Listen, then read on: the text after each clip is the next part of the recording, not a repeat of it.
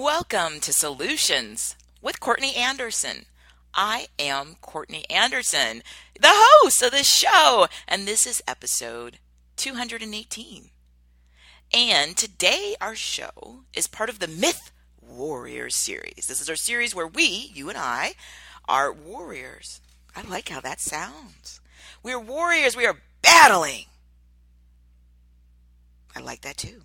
What are we battling? Well, we are in our worlds and we are testing, we are doing everything that we can to defend ourselves from myths, lies, falsehoods, fallacies.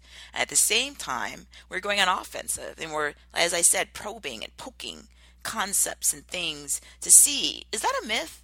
Because if it's a myth, if it's a lie, if it's false, if it's not true, then I know I'm not going to use it as part of my decision-making process to go ahead and frame solutions to help me surpass my goals. If it is in the alternative, not a myth, it's not a lie. It may even be at the highest level of fact, or it could be something that might be factual. Then I will use that as part of my decision-making process. So the show today is one that I'm interested in, and I also know that this is something that I myself at times struggle with. So let's dive in. Today in episode 218, that's what this is, our specific show topic is, everybody knows that. Everybody knows that. Everybody knows that. That's our show topic. So, as I said, it's one of the things that I am, again, it's important that we do. And I'm going to make the argument for many reasons, but also, full disclosure, I do tend to struggle with this at times. Let's cut right to the conclusion. Our show topic is, everybody knows that. No, they don't. No, they don't.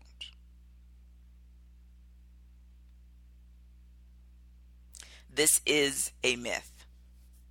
It is a falsehood. It is a fabrication. Everybody does not know that. And this is one of the things that may seem simple on the surface. You think, oh, okay, well, maybe somebody's making a generality and, everybody knows that. Okay. And not everybody knows it. Maybe there's someone that, doesn't know it. But, almost everybody knows it. What's the big deal? Well, the reason this is a big deal is the premise of everybody knows that leads to, oh my goodness, a multitude, a wealth of disagreement, misunderstanding, conflict, disappointment, anger. It leads to relationships ending. It leads to businesses failing. It leads to lawsuits. And in many instances, sometimes conflict and even group conflict between, again, groups or even societies. War, right? Everybody knows that? No, they don't. So again, this is something that you might think, this isn't that big of a deal. This is a huge, huge, huge deal. And as I said, part of the reason why this is hitting close to home for me is I continue. This is one of those issues I continue, like many of our issues, if not almost all of them. I personally must remain vigilant in regards to this topic because it's so easy to fall into this. Everybody knows that.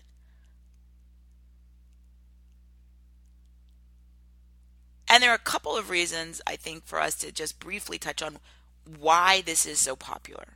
Even though we have cut to the conclusion, I'm making the argument, this is absolutely positively a myth. This is a myth.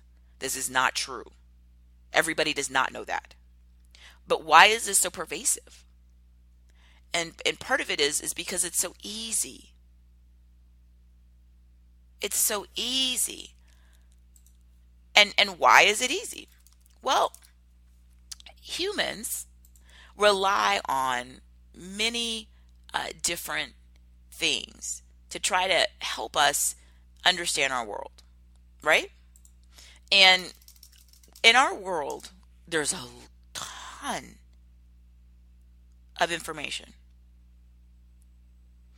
And so we're seeing things, right? We can't process even everything that we see. Sometimes we have things that are not on our spectrum that our visual mechanisms can process that we miss out on. Other times it's just that we missed something in the periphery of our vision. And sometimes we may have limited or diminished or vision that's severely diminished. Same thing with our hearing, same thing with our scent. It amazes me. I was out with my dogs on our daily walk just a little while ago, and it's interesting because we're walking down the street, right? And we do different things. I don't want it to sound like I'm totally to blame here. We'll go to different dog parks, or we'll walk around in different areas. But in general, right, we're sort of in the same area. It's not like I get in with the dogs and we go 2,000 miles away to go do our daily walk. That would be really time consuming, and I don't know how I would do that. So today's walk was not anything that was really elaborate. It was sort of like, hey, okay, let's do a quick walk in our sort of our normal areas. And the thing that was interesting is that we could have walked by like a certain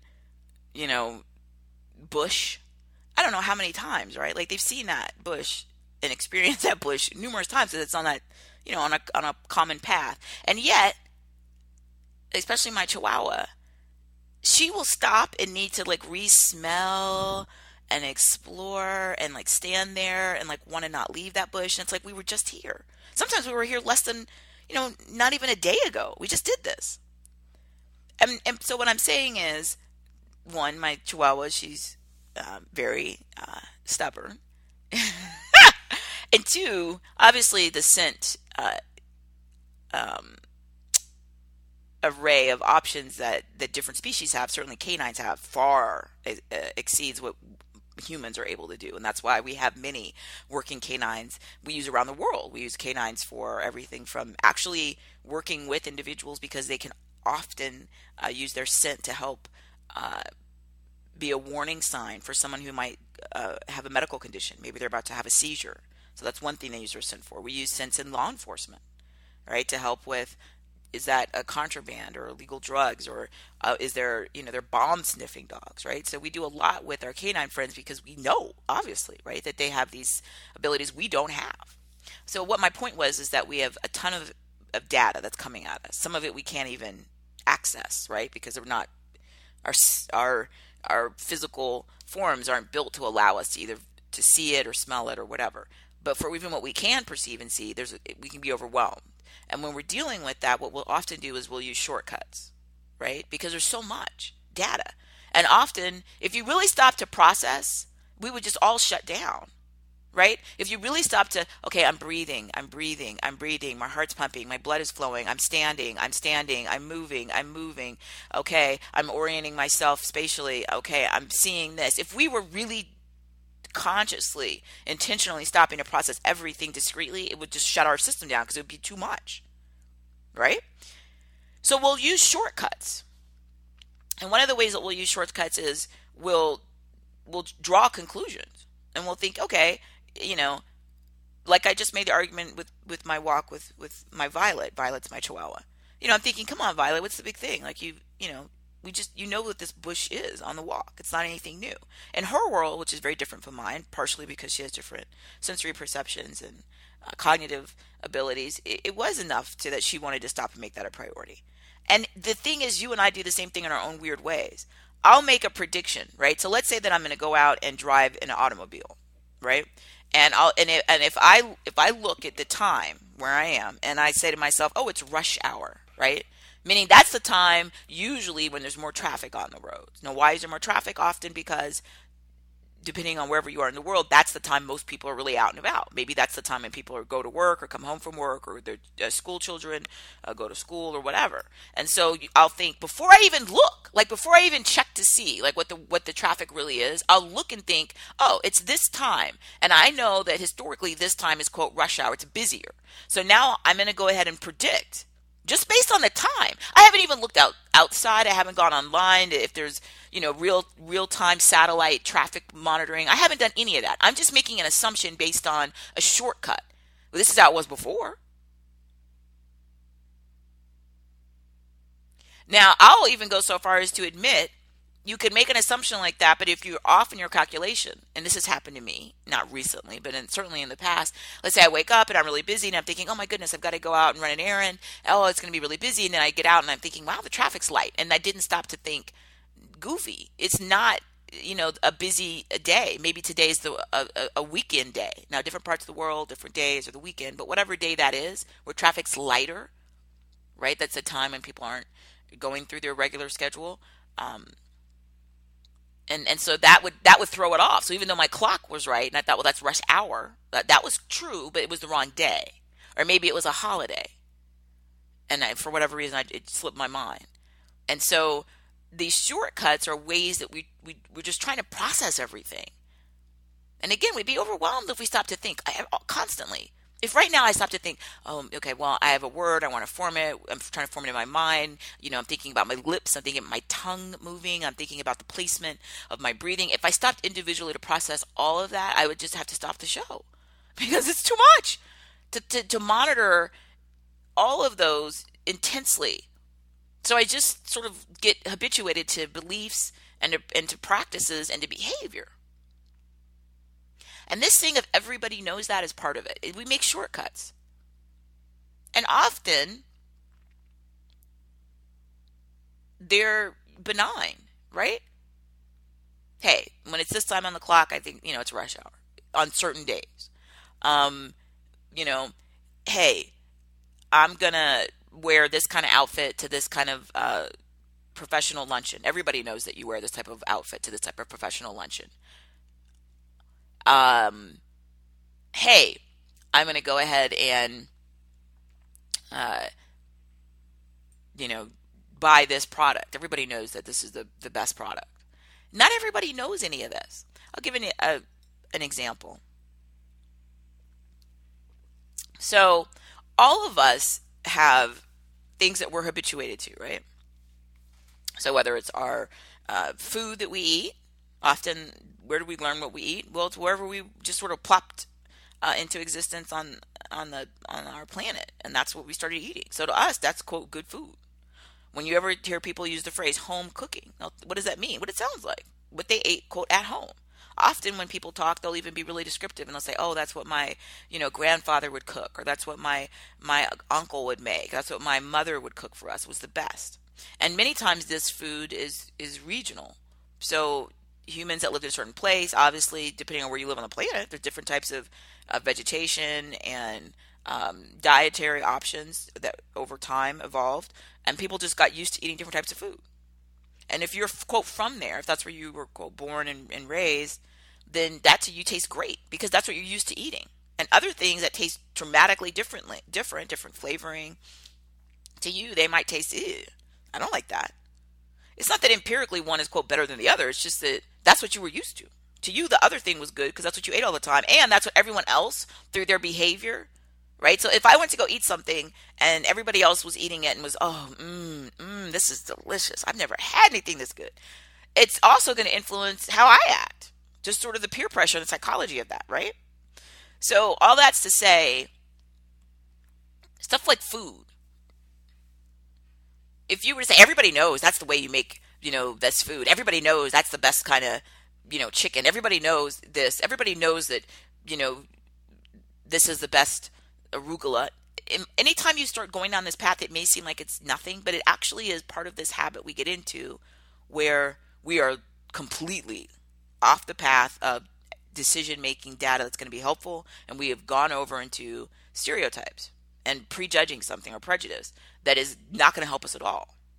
The other thing is when I talked about the conflict. So I had a discussion, this happens often in our lives, right?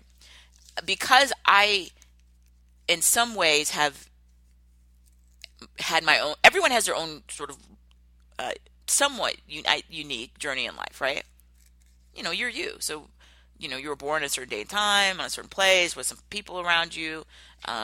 You had somewhere that you, uh, had your growing up time, whether it was one place or multiple places. You had people that you were around, whether it was relatives or foster parents or whatever. Okay, so in my experience, because I wasn't born and grew up in like one place, because my family moved around all the time for their work. In a way, it's great. It's one of the reasons why I never get nervous or worried about, going to some different place I've never been, or moving, or meeting, people that I don't know, because that's all I know is constant from the time I was a little child. And I was born in Germany, and then moved back to the States, and by the time I started school, and then moved around constantly, about every year and a half to 2 years. So I'm used to constant change. I don't expect that I'm gonna go outside and know people, because it's not what I've ever known. I'm not used to that. So I have a different way of looking at the world. In a way, it's a huge advantage. It also, though, did a couple of things. Because I don't have sort of an ongoing trajectory of this is the best food, or that's the greatest place in town, or everybody knows this in this part of the world, this is what you do for fun. Because I don't come from any place, I was constantly exposed to the idea of it's all subjective and it's relative. So if I live somewhere where the weather was really cold, right? Where you get massive snow and ice, and people use snow tires and chains on their car, and you're going to get blizzards and sometimes avalanche, and you're going to have really heavy winters. I lived in the northwest part of the United States, in Washington State, and in a town called Yakima, Washington, which gets really heavy winters. There's a ton of snow, and it's beautiful. But when you grow up somewhere like that, if you had lived there your whole life, you would think, well, that's what people do, right?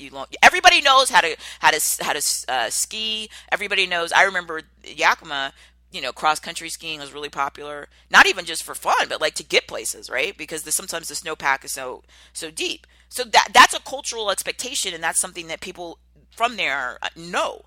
If you had grown up in, Miami, Florida, or in, Jamaica,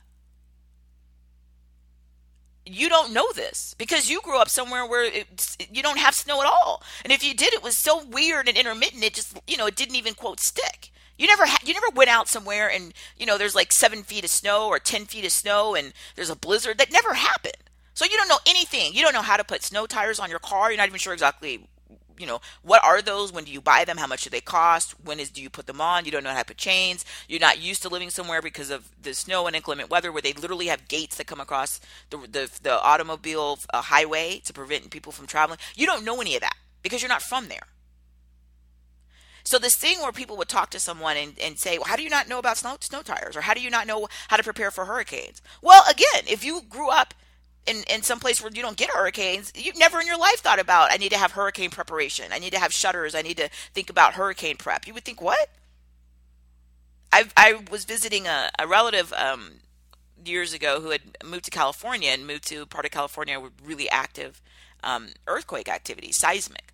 And so, she bought a house, and I was visiting, and she was talking to me and showing me like the straps, right, on some of her furniture, so that when the earthquake hits, your stuff doesn't like fall on you as quickly as it would without the strap. Now, if you've never lived anywhere with earthquakes, you would not even know about that. How much does a strap cost? Where do you get it? How do you attach it? What do you do? There's so many things in life. I would argue, in fact, the majority of things in life you have to learn. And as I'm saying, I'm putting in a positive light. One of the things I think that my life gave me an advantage in is that I was constantly exposed to this. I would never got the feeling that my way is the right way. And that my way, in my experience, everybody knows that. I knew they didn't because I moved constantly. to totally different places where nobody had heard of the other thing. And it would be everything from dress. It's amazing how there's unique, there's so many subcultures, right? So what somebody who's 55 and works at a bank wears versus someone who's 15 and in school wears are totally different based on age and culture and peer group and all this kind of stuff. But all of that is also specific to that place. So whenever I moved, I'd have to learn all of it all over again. What are people, and what are people wearing? What are people talking about? What do people like to eat? Brand names people will use when they live someplace, like a brand name to represent a grocery store. And instead of saying, hey, we're going to go to the grocery store, they'll use the brand name or whatever the store is. The problem, though, is if somebody's not from that place, they don't know what that name means. And so one of the things that I think that, again, that is an advantage is that because I have had this life where I moved all the time growing up, and then I went to college, and then I went and started my career, my profession, where I travel all over the world. So in addition to the moving around, for a year and a half, I may have had a base. I may have had a property, a homestead that I owned that I called my legal home, but I may have been there like 3 days a month or less. Right? Because I'm working in Cape Town, and I went to Stellenbosch for the weekend, which is a region where they have wineries in addition to many other wonderful things in South Africa. Maybe I'm visiting friends in Spain. I mean, I'm out. I'm working in Mexico City. Like, I have stuff to do.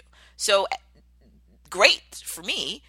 All of my experience growing up prepared me for this. Like, I'm ready because I'm used to never knowing what people are talking about and having to ask questions, so that when people use names of, especially brands, because that makes it really difficult. Again, I don't know if that's a grocery store, a clothes, a food. I don't know. So I have to always ask people, is that a store? I listened to the context of how they were, the other words around what they were saying to try to figure out what they're really talking about. If someone said I'm going to the grocery store or the market, I'd understand that. If someone starts talking about name brands, I don't know what those mean. Funny, I'll interject this quick aside. So when I was in South Africa, I worked and I also was hanging out with friends. I have relatively a lot of friends who are either African who live in South Africa, or are British who live in South Africa, or American who live in South Africa. And then so when I work, I also go hang out with my friends and stuff. And so somebody was saying something, like we were going to dinner, and somebody was saying something about the store Woolworths. Now that's a brand again, right? Now these things are really specific, right? To whatever place you are, like that's not every brand is everywhere in the world, although more often you'll have global brands, right? That people around the world will recognize, right? Oh, McDonald's or Pizza Hut or something. But so they mentioned Woolworths. Now Woolworths is a name I recognize. Woolworths actually in the States, and decades ago, was like a retail store. But it was a sort of a very low price. It represented like a very, like a bargain store, like a bargain store. And again, this was a long time ago, so I don't even know. I'd have to check and confirm, but I haven't seen a Woolworths in the States in decades. But I did remember from being a child, like, hearing of it and maybe going to one or something. But I did remember that it represented a low price point. The weird thing about this thing of everybody knows that, is that even the same name, Woolworths in South Africa, isn't a low price. So the discussion they had, at first I was confused because they were talking about it in a way that didn't make sense for like a discount store. They were talking about it as if it wasn't a discount store, which it isn't there. And so it was, again, another one of these things where everybody knows that isn't accurate. Everybody does not know that. Even if I recognize that name, it may not have meant the same thing where I encountered it where you encounter it. So I was talking to somebody more mundane, daily life, so I was talking to somebody, and they were saying something about they had spent some time with I think a relative. Actually, this was a couple of friends, now that I think about it. And so they were talking about spending time with relatives who were little kids, right? And they were saying something about the car and the travel and the car seat. Okay, I don't have children, and I've never been around children. I never was fortunate enough and to have any nieces or nephews, and My sibling has passed away, so that's not going to happen. And I don't have any, I just don't, it's not been my experience. And so when they start talking about the car seat thing, somebody said something, I don't remember what it was, but something about like the time it took, I guess, like how, like, oh, and let's say let's say the person said something like, hey, well, you know how long it takes, you got to get the car seat and blah, blah, blah, this. And I stopped and I said, well, I don't know. And then they sort of, I think, thought, initial reaction was like, I was like, what am I doing? Am I trying to be funny? Let them, that wasn't even the point of the story, right? Like that was just an aside when they were telling this other story, which to them was more important, which, okay. The thing is, I really don't know. I have literally never in my life ever, and I'm not exaggerating, been in a vehicle with a little kid that uses a car seat. Not only have I not even been in one as like a passenger, that means I've never purchased one. I have literally never touched one and like put one in a car or taken one out of a car. I've never taken an infant or a toddler and put them in the seat. I honestly have never done this. It would be like if I, was someone who lived in Bermuda. And someone started saying to me, oh, well, I was going and I was getting my, snow tires and I was getting my snow chains. And I said to them, I really don't know. I want to clarify, this is not, the reason why conflict comes is because the first thing that somebody feels, right, when they're treated as if they're an idiot, right? How do you not know that? Everybody knows that. Everybody knows that's how you use a car seat for a child. Everybody knows that's how you use snow tires. Everybody knows that's how you eat pop, which is a dish that I like in South Africa. Everybody knows that's how you barbecue your food in Texas. Everybody knows that's how you wear a snowsuit. Everybody knows all of this stuff that is like seemingly like who cares? It's not a big thing. When I said it creates conflict, it does when the presumption is from the speaker, well, everybody knows that. That's why this show is really important. No, they don't. They really don't. And when you sit down and you look at it and you have a dialogue and you say, look, how would I know anything about snow skis or snow tires or snow chains? I've lived in a warm place. I've never done this. It doesn't mean I'm an idiot. It just means I don't know this. And I'm making the argument it's the same thing for all this other stuff in life. I don't know how to eat that food. I've never eaten it. I don't know how to use the car seat. I've never used it. I don't know when you use the word Woolworths, what that means where you're using it. Because it doesn't mean the same thing in my vocabulary if it means anything at all. I don't know this stuff. This, again, is not again, that conflict comes from the person who gets lost in their own mind, right? Because we all make shortcuts, right? Is the traffic going to be busy? Do I need to wear my coat? What's going on? I got a lot of stuff, so we use the shortcuts. All I'm saying is we have to be vigilant of when this use of the shortcuts is stepped over into the place where we are insulting other people. And in addition to insulting them, which is neither here nor there in some ways, we're creating conflict. The goal isn't to get into disagreements with people about, how do you not know how to eat this dish, or how do you not know how to use, this clothing or this utensil, or how do you not know this, and have fights with people. Well, it's not, none of these things do we want. They're not supposed to be negative. You're trying to have a conversation, have a good day. The challenge is that you get into this place because you're going from the presumption everybody knows that. No, they do not. On the flip side, I'll share this. One of the things I've mentioned, I spent, as of the time of making this program, almost 15 years, somewhere around the 15-year mark, giving keynote speeches and speaking events and corporate education and training programs around the world, right? And often what I'll do when I give those speeches is when I use a word, I will then explain it. So if I said something like, oh, okay, let's say I was talking about an athlete and I mentioned, Tiger Woods, I would say, I would follow up with, a professional golf player. And I would do that with anything. Any kind of example I use where I'm giving a name, right? Like Woolworths. I'd explain what that is, like right after that. Part of the reason I do that is because I'm moving around so much in the world that I understand that not everybody knows what that is. And I also know that even if I'm in a room, like let's say I'm in, one city in one place talking to one group of people that all work at the same hospital. Yeah, it's more likely than not they're going to have a lot of things that they do share in terms of understanding terminology and experiences. It doesn't, though, mean that they have all of the exact same. because there may be people that work at that one hospital that moved there recently from, uh, New Zealand, and maybe the place that we're in is in, Brazil. So we also have different life experience based on our age. So much of the things that we think everybody knows are just, they're not. They're just based on how long you've been on the planet. One of the things that always was interesting to me when I was growing up is I was born after the decade of the 1960s, right?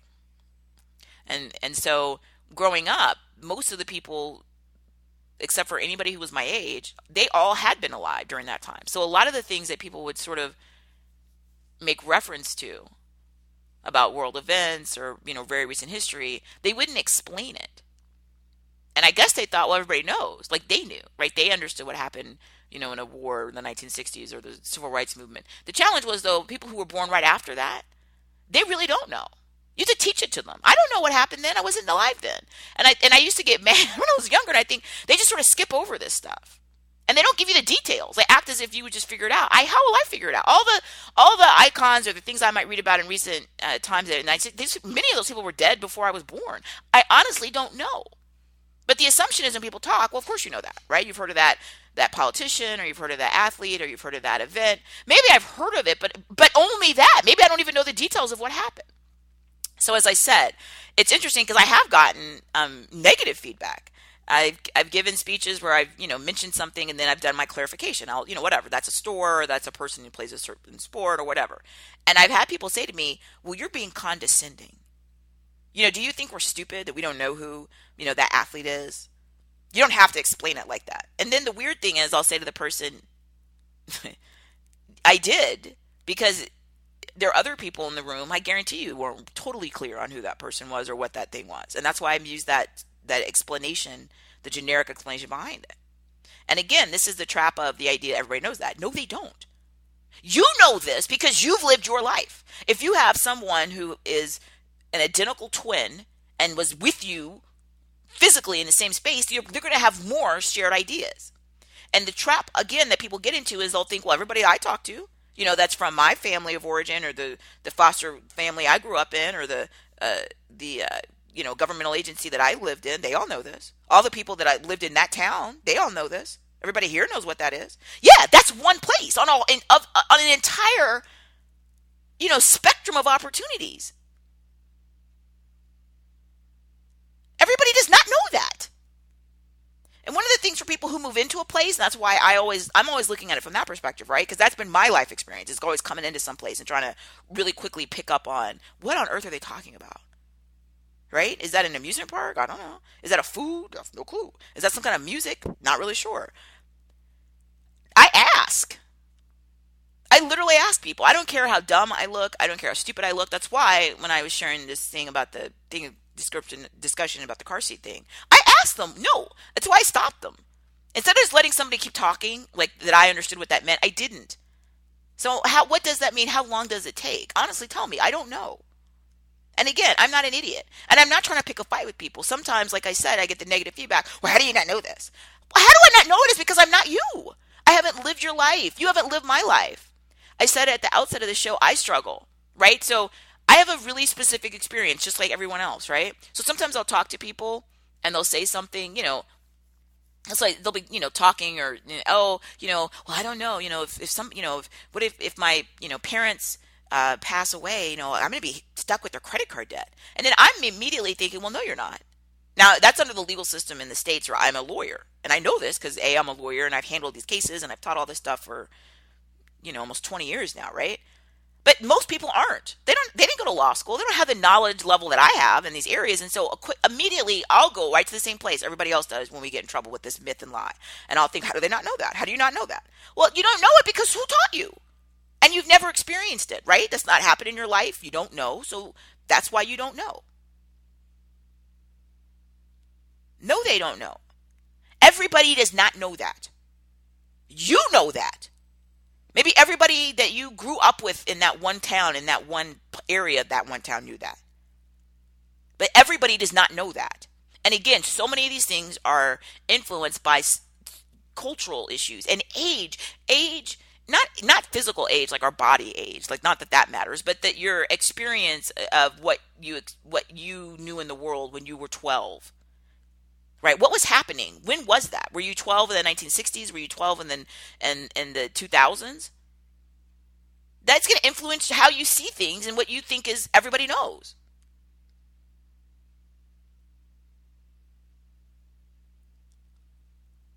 So again, this is one of those concepts that when we look at our Myth Warrior series and you're thinking, who cares? This is something you care, because the trap of everybody knows that leads to all the other fallacies. The fallacies people put forward. Well, it's just common sense. No, it isn't. Common sense is so useless and ineffective. But the problem is because you don't have common experience. If you're a male, you have a very different experience about many things than if you're a female. That both groups have never thought of, just because it wasn't part of your life. You didn't need to think about it. I've literally never thought about many things related to being a male just because I've never thought about them because they don't apply to me. And there are things that people who are really tall, if I was 6'6", I'd have a different life experience than I was if I was 4'6". And I just never would have thought about it. Right? And all the things that when we do programs on, conflict resolution and what they call diversity, it basically is this issue right here. One person says, well, I don't see what the big deal is. And the other person says, yeah, that's because you're not in a wheelchair trying to navigate this building. And the ramp and the little automatic door openers, I need that, or else I can't get in here to do my job. And the person who's not in the wheelchair says, well, I wasn't trying to, be mean. I just never thought of it. That's the point. Everybody doesn't know what you, in your body, with your life experience and your age and your demographic and all the rest of it, right? Your nationality, how you view yourself in terms of, your identity and your philosophy and your religion and all of this. There's layer upon layer of this stuff that comes in and influences how all these little decisions you make. That other people who don't have all of that aren't going to have the same decision. And you cannot get into this thing of, well, everybody knows that. No, they don't. So how do you fix it? One, as I said, when you're the one dishing it out, when I'm the one and I'm thinking, how did they not know that that's not the inheritance laws? How did they not know that? Come on, Courtney, really? So I'm going to give myself, I think, a positive. I may think things, because it's hard with the thoughts, right? Because they come quick, right? I'm thinking, how do they not know that? In my head, I'll think that. But I'm going to give myself credit for doing a much better job of not saying anything that's stupid.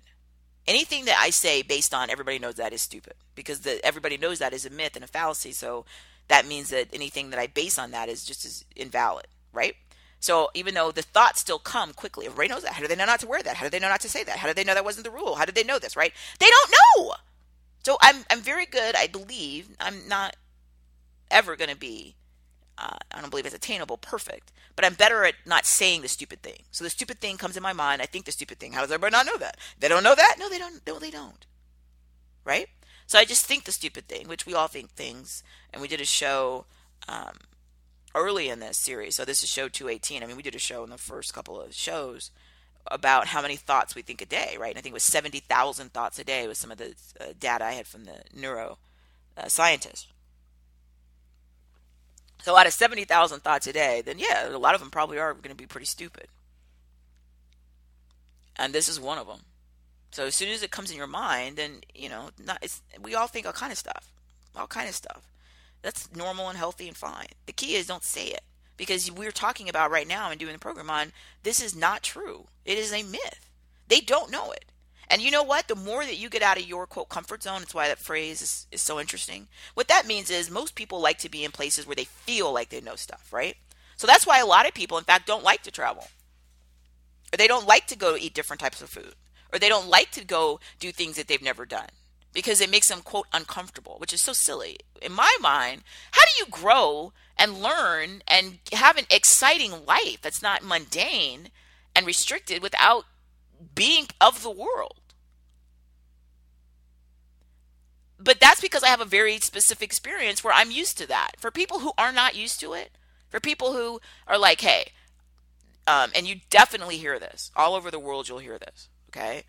The majority of people are from a place in their mind. I argue that you really aren't. Like, you just happen to be there a long time, but to them, that's their identity. So they mean it. Like, they're like, oh, I'm from Cleveland, Ohio, in the U.S. And they have a whole identity around what that means, and to them, it's a point of pride, which is a good thing. I'm proud of that too. I may move to Cleveland myself. Who knows? But my point is that it's so ingrained in their mind with who they are, instead of just simply being a place where they are at the time, that they're uncomfortable when they have to go somewhere and experience things that are so different. Because I think what happens is the same way, right, that I said, we're gonna resolve the conflict by, if you think the stupid thing, you just don't say it. Then that fixes most of this, because no one even knows that you thought something that's stupid, right? The challenge, though, is it makes people feel, A, that their shortcuts are working, and B, that they feel like they have more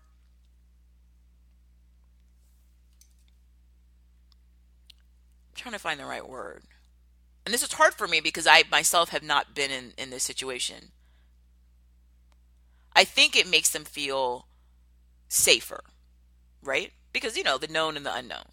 And the idea is, like, if I'm from,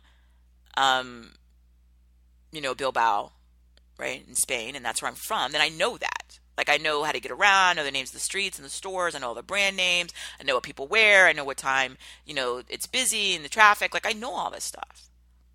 And I think some people feel that they might perceive it's heavy lifting, just mentally, to try to pick up new stuff, right? Now, a lot of the things that I rely on, of course, are biased to my own experience and my hopes. I like to read the information from scientists that says, hey, by us keeping ourselves engaged mentally with, learn a new musical instrument, learn a new language. These types of things help us potentially to keep our mental cognitive skills sharp, and potentially give us a better quality of life, as we age, or even as we don't. Just a better quality of life. So I want to believe that there's benefits. The other truth is, I enjoy all that. I like learning new musical instruments. I love learning a new language. I think it's awesome and exciting to go places I've never been, or haven't been in a long time, with languages I don't know, or people I've never met, and having to ask all those questions. What does that mean? Is that a store? Is that a sport? Is that somebody who's famous? Is that a food? I don't know. I like all of that because I think it's fun and I think it's exciting, and I talk about in a lot of our programs the adventure of life. To me, that is the adventure of it. I have unabashedly shared one of my practices, and I'll continue to enjoy is to see as much and experience and hear and meet and talk and eat and as much as of our environment as I can. So that's why I like being out and about. I like living in places where there are people from all over the world that I can interact with, and I like learning new things. To me, it's sort of like, well, if I already know that, like I said earlier, my analogy with my chihuahua on my walk, like, we already know this bush, right? We already know this. Let's go learn new things. Let's get excited about a new bush or a new walk or a new park. That's my mindset. A lot of people don't have that same mindset. And their mindset is, I already know this other stuff. Why do I want to go learn something that it's going to tax me mentally, and it's going to put me in a situation where I have to admit, I don't know. And we did a program, right? The smartest thing you can say is, I don't know. And it's true. And it made the argument in the program, but it is. Otherwise, you're just sitting there nodding your head, or, like, oh, I don't have a clue, but you don't ask. Asking is smart. That's how you learn stuff. I don't learn a new word or a new skill or anything unless I ask. I like asking, because otherwise I'm not able to move forward in my life. But many people feel, for a variety of reasons we address in some of them in that show, they feel like it makes them look weak, right? And they don't want to be in that situation. So people pretend they know. And the challenge, of course, is that if you have that mindset, then you're gonna fall back on this everybody knows thing and get really frustrated. And people all over the world, right? They say that everybody knows this. Those people who don't know this, they're so dumb. No, they're not. They just don't know it. Trust me. If you went and explored the world, you don't have to move physically, just where you live, I guarantee there's places that in the place where you are right now that you've never been. I guarantee it. Very few of us have honestly been down every street in the town. Even if you spend your whole life there, there's stuff you don't know. There are people in your own culture, in your own community that you don't know. And so many people want to stick to that same repetitive thing because they think I think that it's easier, but my point is it isn't easier because the more you do it, the more false data you get. It just reinforces this lie that everybody knows it. No, they don't. And the problem is that the more that you talk to people that have the same experience and the same culture and the same religion and the same age and all of this, then you get more caught into the lie of everybody knows that. No, they don't. That's just because you're picking out the same other people just like you. Everyone else and the rest of our experience in humanity doesn't. And I think my argument has been in many programs that you cheat yourself when you refuse to get out and take in new information and experiences. Again, if you don't like to travel, I get that. I'm not somebody who loves the logistics of travel. I just like the adventure, and I know that I have to experience the part I don't like, just the hassle of not being in my own, bed or whatever, for the beauty of the world, to get everything out of life. But if you're somebody who doesn't want to or is not able to, that doesn't mean you can't read a book. As I've said before, one of the greatest things I believe that our species has done, libraries. And then, of course, the internet, and my version is, a great library. Read about it. I've read about so many things. You must open your mind. And then, yeah, you're going to probably offend. I told you, I offend people on both sides. So whenever I use words or things, I try. I'm not perfect at this. But to follow it up with a quick aside to explain what that thing is. So there are people who have come, and I'm sure will come to me in the future and say, I don't know why you said that. Everybody knows that, which is ridiculous because, of course, it's a fallacy that everybody knows that. But I'm not going to argue with them. Okay, fine. So I'll let them be unhappy and share that with me. The point is, I know there are people that I reached with that. So that was my goal, is to reach as many people as possible. When on the other side of it, when I'm the one who thinks something stupid, like, oh, everybody knows that. No, they don't. I know I thought it, right? I just don't say it. That fixes 99% of the problems because there's no conflict because I didn't say anything stupid. And I will also, again, continue to try to follow up when I talk to people to say really quickly what that thing is so that I give them a more generic explanation instead of just using shortcuts that people may know in some parts of our culture, shared humanity, but not others. Lastly, when people say stuff that I don't know what it means, then I go right back to my playbook of I tell them, I don't know what that means. I don't know. What does that mean?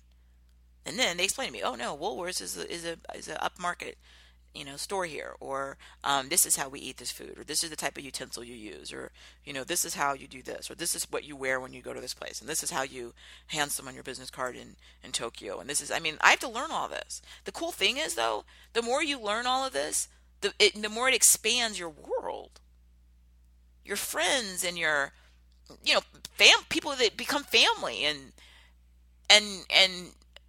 joy and companionship and exhilaration and all kinds of things. And that's what makes this life so precious. So I strongly encourage, again, to revisit this show topic in your own life and catch yourself when you go down this path in your head of everybody knows that. No, they don't. So stop it. You wouldn't know it either if you were picked up and plopped somewhere else, or if you were interacting with someone that came from a different background. All the stuff that you think you know is knowledge, but it's only knowledge in that little narrow parts of these experiences with someone who has the same type of shared commonality. My goal and your goal is to get everything we can out of this life. How much knowledge and beauty and art and also horrible, bad things. We have to learn stuff. We have this amazing brain. Let's use it. We have these feelings. Let's use them. Don't be numb to the world because, anyone who says to me, I'm bored, I just think, are you serious? All that there is in this world? You're not even trying. And the only person who suffers is us. When we do these things, we make decisions based on lies and myths. And this is a lie. Everybody knows that. No, they don't. I've repeated this. I'll keep repeating it. And I hope you repeat it to yourself. And you catch yourself when you think stupid stuff like this, you don't say it. If you do say it, then immediately follow up with a generic explanation of what it really was you were trying to say to somebody. And then understand that the fact that you're communicating with someone or trying to communicate with them is beautiful. You can keep doing that. And then when someone says stuff that you don't know, then you remember that that's the beauty of nature. And then you say to them, excuse me, what does that mean? How do you use a car seat? How do you put on snow tires? What do we do for the hurricane? How do we prepare? I mean, you have to just ask them, right? And get in your life, whether it's physically or just in your thoughts or in something that you read, and explore. The more you learn about other experiences, the more you're able to learn about yourself. It is amazing what you'll realize. You'll find, you know what, I really like this food. I never heard of it before. I had it, but it's yummy, right? You'll learn so much. So I again encourage you to strenuously integrate this show topic into your practices in your career, in your work, whether it's volunteer or paid, and into your daily personal life. It will enrich your life, and it'll help you begin to open up in ways where you're accessible to other people, and you can also begin to enrich and broaden and have a rich, fuller life instead of just old reliance on these lies, right? Everybody knows that. No, they don't. So thank you for joining me. As always, I do ask that you come by CourtneyAnderson.com. Also, we do have shows that are distributed on distribution partners like iTunes and Libsyn and Stitcher, and there's a lot of them. So when you come to CourtneyAnderson.com, we have hundreds and hundreds of pages of content. Please browse, bookmark us, come back.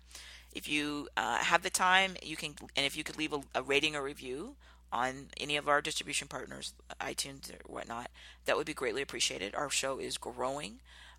This is a lot of work, but it's a lot of fun, and I'm grateful to you. And stay in touch and let me know what I can do to be of service, to continue to work with you so that you are able to surpass your goals. Thank you.